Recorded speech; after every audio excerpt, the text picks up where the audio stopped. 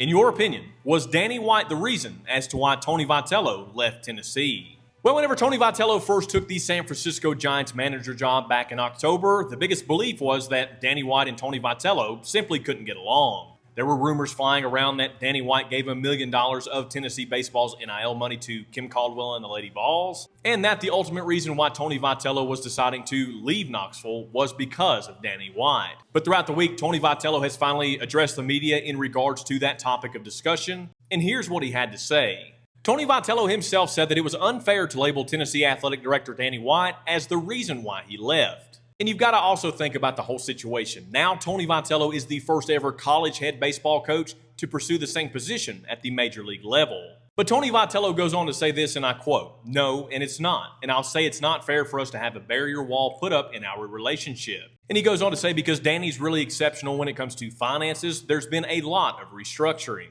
He goes on to talk about the renovations that have been done to Lindsey Nelson Stadium. And he goes on to talk about how big of a help Danny White was to putting quality product on the field year in and year out. Now, don't get me wrong. I've said it time and time again. I think with Josh Elander being with Tony Vitello for so long, I think Tennessee baseball is here to stay. But if I sat here and I told you that it wouldn't be a lot different and take a lot of getting used to not see Tony Vitello in that dugout, I'd be lying to you.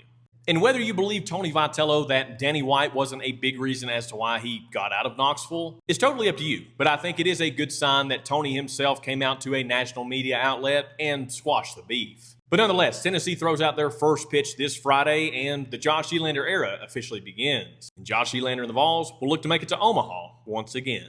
Go Big Orange.